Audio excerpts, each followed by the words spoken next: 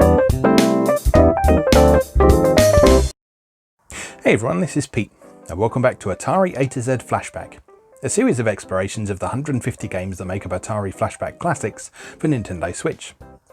Today we're looking at Haunted House, which was a 1982 release by Atari, developed by James Andreasen, and it's regarded as one of the progenitors of the survival horror genre today. It was pretty well regarded on its original release, despite its fairly simplistic presentation, which was called out on its original release. But yeah, it was regarded as a fun game with some interesting ideas, and you'll see why when we start to play it. Atari has actually attempted to resurrect Haunted House on two separate occasions over the years. It did a remake of the game in 2010 developed by a company called Imagine Engine that was actually reasonably true to the original. And in 2014 a company called Dream Painters put out a first-person horror adventure that was supposedly inspired by the original Haunted House. Neither of these were very well received by the public because they were supposedly quite buggy and just not very good games apparently, that sort of missed the point of the original. But the original still exists, so let's go play Haunted House. Okay, here we are once again with Atari Flashback Classics. This time we're taking a look at Haunted House, which promises 9 video games, ghosts, bats and tarantulas. Let's have a look at the manual. So, here we are. Oh, we got a story in really blurry print. Let's see if I can read that. Many years ago in the small town of Spirit Bay, there lived a mean old man named Zachary Graves. Old Man Graves was not a very well-liked person. He rarely left the old mansion and spent most of his time brooding about the decaying 4-story house. When he died, the house was condemned and locked up. The townspeople claimed that Old Man Graves knew the whereabouts of a magic urn that was a family heirloom of the first family of Spirit Bay. There's a Spirit Boy for a minute. It seems that the mansion was the family's first home, and that the magic urn, which broke into several pieces during the earthquake of 1890, is still in that old house. To this day, no one has had the courage to go into the mansion and search for the pieces of the urn. It is common knowledge that the ghost of Old Man Graves still haunts the mansion. Some of the neighbours claim to have seen lights flickering in the windows.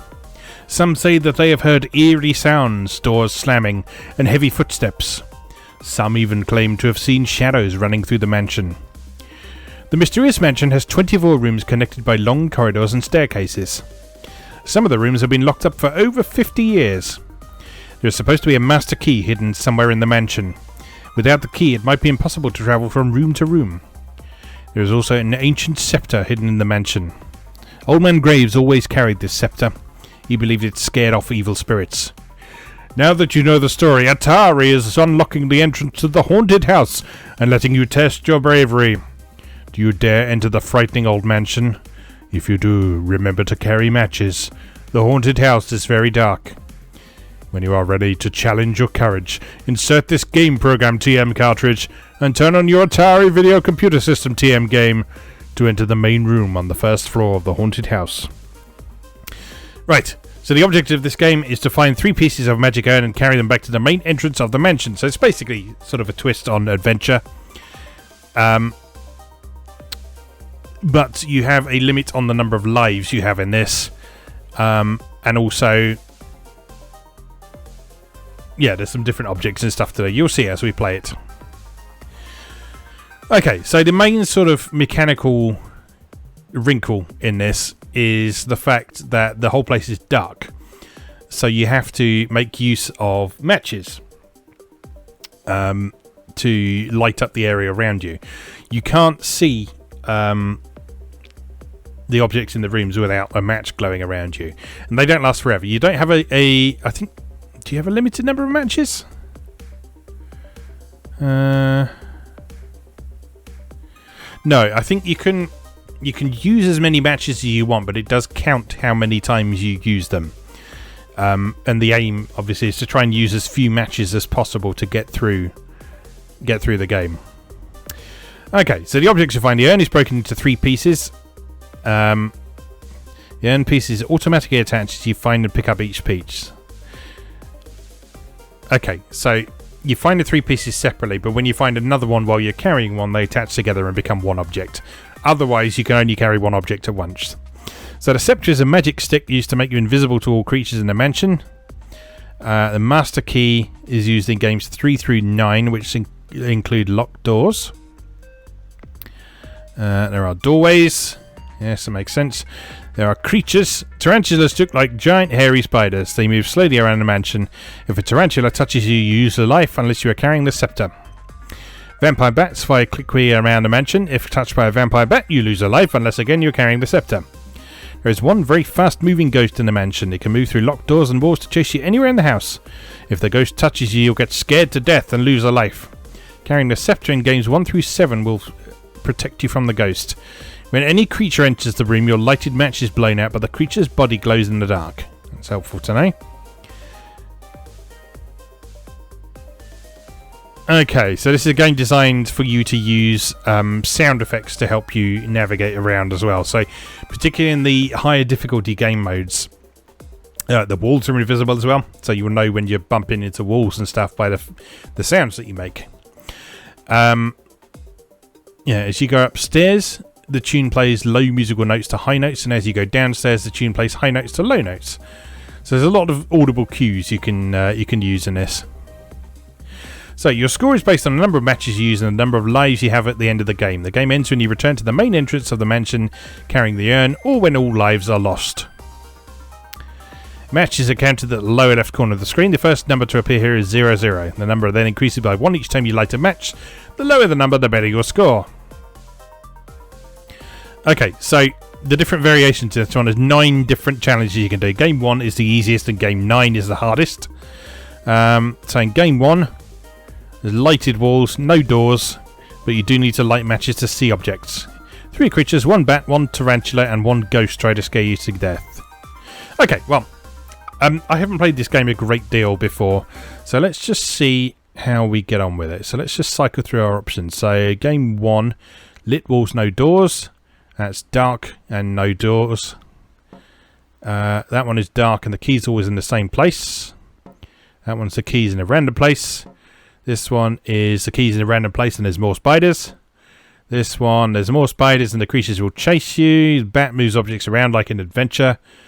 Random key, 3 tarantulas, bat moves objects, and invulnerable ghost. So you can't use the scepter against the ghost on this one.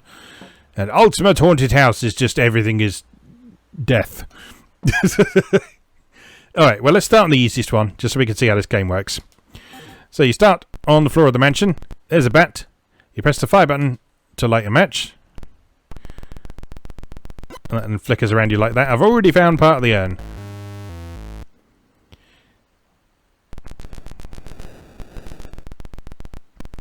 And the bat got close, so he blew out my match. Now you can see that looks like a door, but I can't go through there because there's no stairs. And those rising lights there indicate that I'm going up the stairs.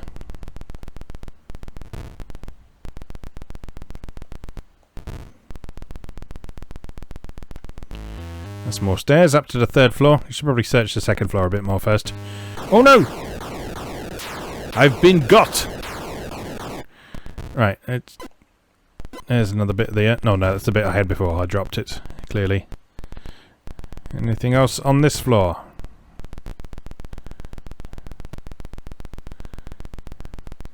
Doesn't look like it.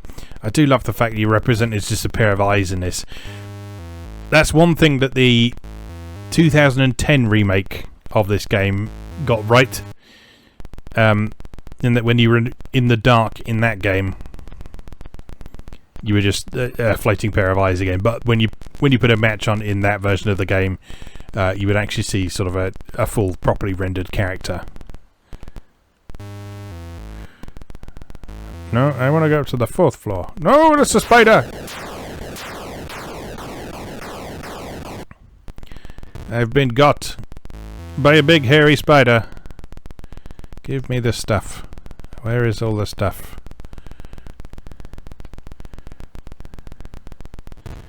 It's got to be somewhere. That's the very nature of how this works. It has to be somewhere. Oh, it's the ghost of Old Man Graves. But you notice in this easy level they don't actively chase you. No! No, no, no, no, no, no. Go. Oh, they do actively chase you if you get close to them. That's nice. Always wanted a big hairy spider chasing me.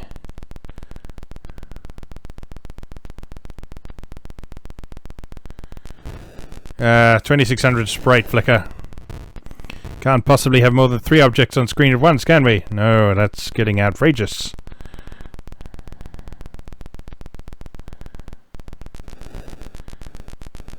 Get out of here, spider.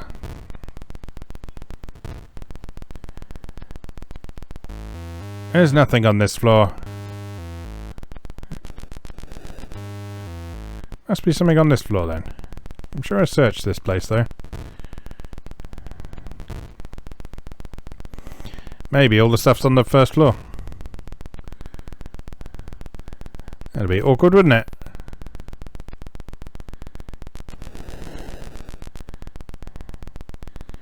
Yeah, there just seems to be literally nothing on these other floors. There's like not even the scepter and... Oh no! Dead again!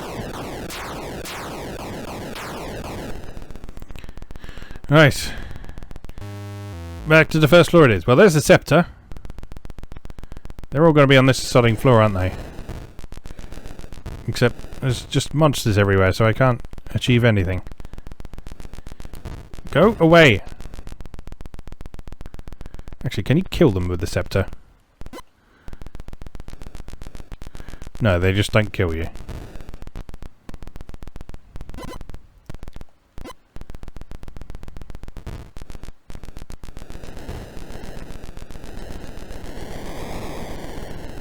Go on, start off. Thank you. Right, 2 parts of the urn. Therefore the other parts must be... here. They were on the first floor, bloody hell. Stupid game! Bit of gratuitous Twilight Zone music there. Alright, let's try game number 2, in which you are in the dark. Which, as you can see, it makes it a little trickier to navigate.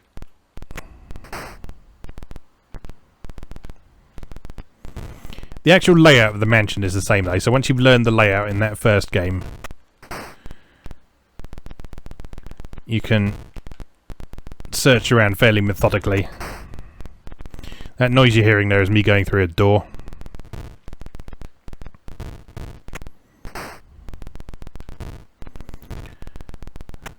So it doesn't appear to be anything on this first floor. So let's make our way up to the northwest corner and go up to the second floor, because I believe the staircases are always in the same place as well. Nothing here.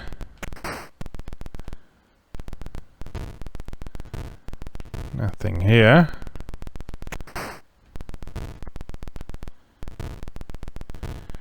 Nothing here. Oh no! Ghost!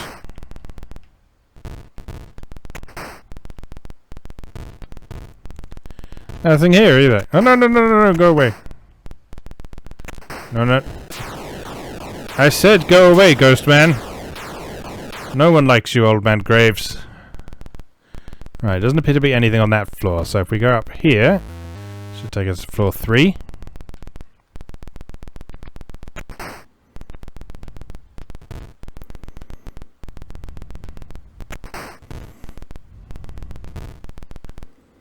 Yeah, I'll confess, I've not spent a lot of time with this game before. I've only really played the first game mode.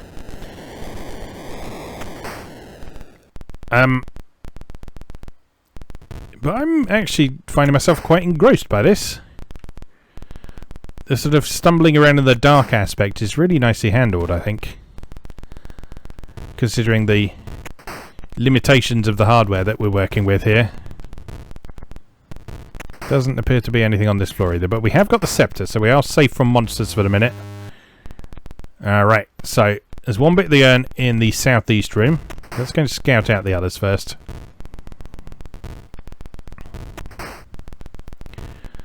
Nothing else on that right column.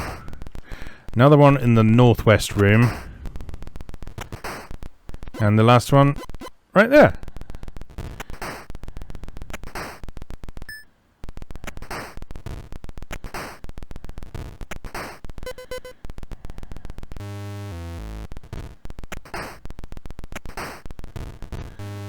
Easy money.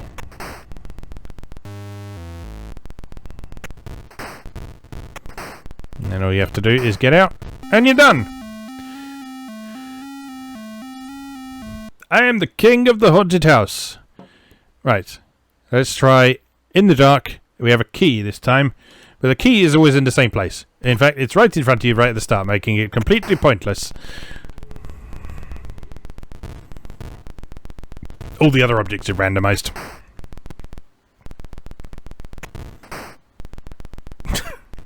That's so stupid. Oh, can you find the master key to unlock all the locked doors? Be careful, you might not know where it is.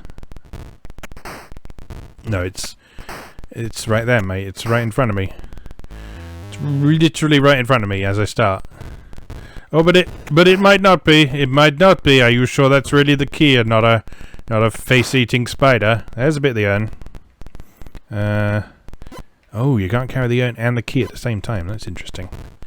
Okay, so let's leave that there for now. There's another bit of the urn. Let's go stick those together. I can't do that because that door's locked. Right, I can. Oh, that's awkward. Alright, so I guess we have to go. No! Old Man Graves, he got me! I guess we have to go around this way. Shut off!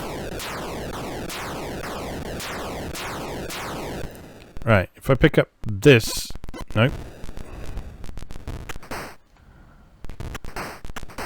Leave.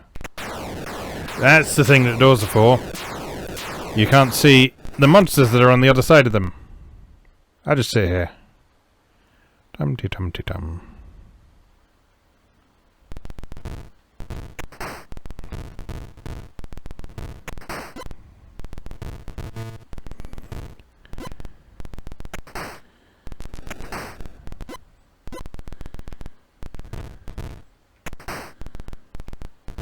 Right.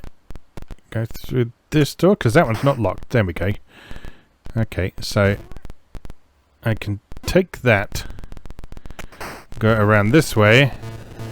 Oh no, that one's locked! It doesn't make any sense. We're gonna have to do something clever with stairs. There's the other bit of the urn. Okay, right, so we can take that. I've now stuck two pieces together. That's good. We like that. Key. Key. Oh, there we go. You just drop it in the doorway. That makes things easier, doesn't it? Right, where's the other bit? There we go. Marvellous.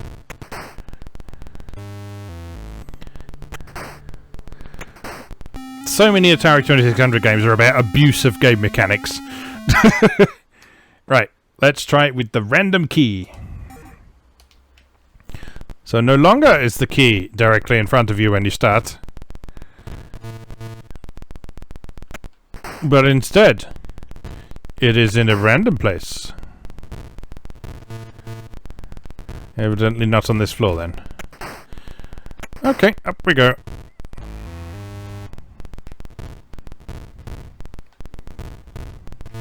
Not that way. Oh no! Monsters! Jump scare!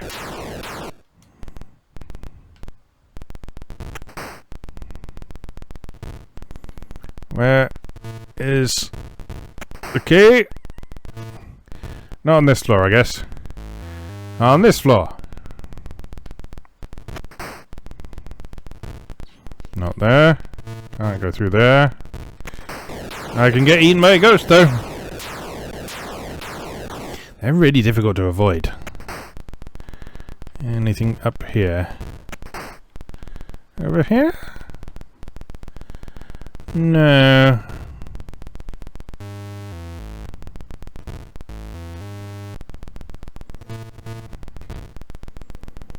Try floor 4. Can we get up to floor 4? We can! There's the key. Marvellous. Nope! See that? He just appears out of nowhere and you don't really have time to react.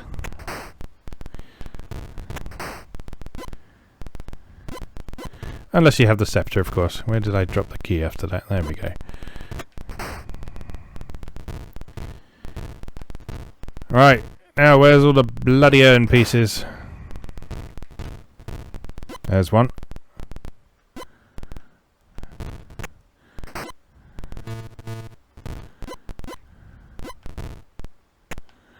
There's abused game. Oh dear.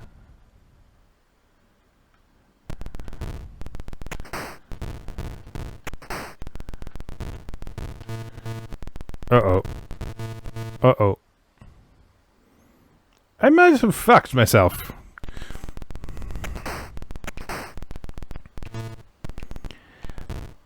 Yeah, I dropped that key on the other side of that door. And now I can't get through there.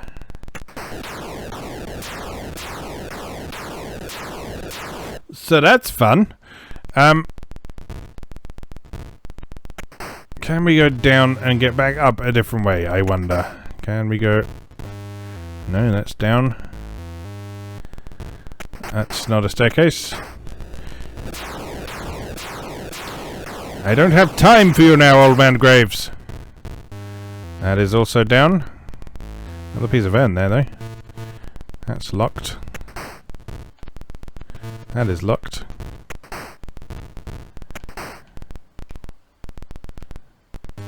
That is also down. So many staircases onto the second floor.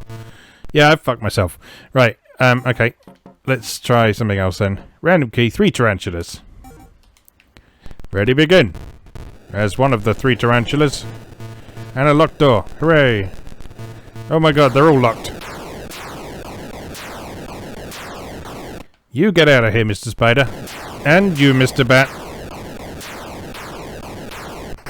Oh my god. See? Stupid. Well, there's a bit of the urn. That's good to know. That is locked. Oh, there's a blue spider.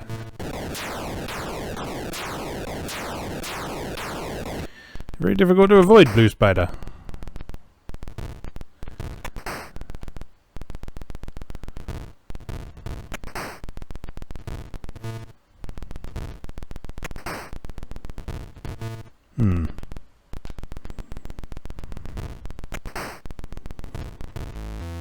Up to the 3rd floor.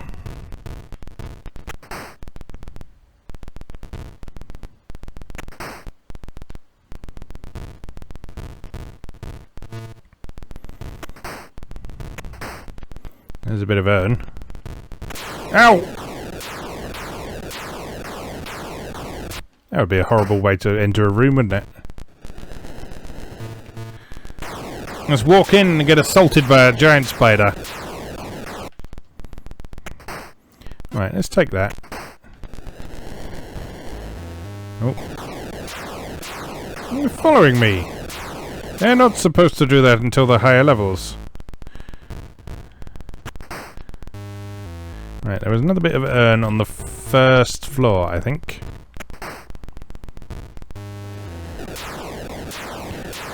I'm actually going to die before we get anything done here. Right, there it is. Right, 2 bits of urn.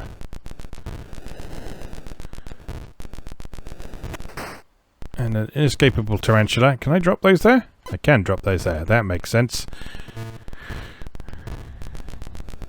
Okay, so the first 2 parts of urn are in the entrance, and I have 1 life left with which to find the other one. I'm sure it'll all be fine, ladies and gentlemen. There's a key. And my cat Meg has come to visit. Oh no, I'm dead! You killed me, Meg. Good work. Alright. I think that's probably enough haunted house for today, but you get the idea of that. That is sort of a classic example of really creative use of minimal assets and resources to create something that's really quite compelling and enjoyable to play. There is like a quote unquote official sequel to Haunted House called Return to Haunted House that was first released on the Atari Flashback 2 console, I think, and it's also in this collection. Rather than being a sort of follow-up to these mechanics, so it's actually basically a hack of adventure rather than this. So it plays quite differently to this, which I think is a little bit of a shame, because although adventure's good, it's a very different kind of experience to this.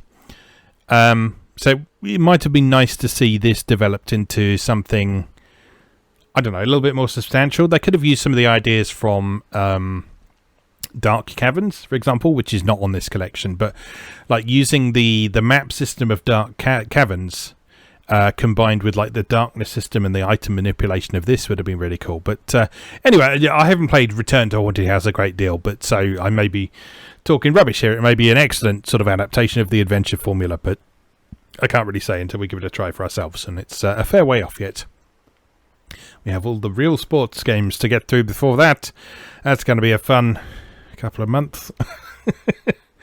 Anyway, we'll worry about that when we come to it. For today, as always, thank you very much for watching, and I'll see you again next time.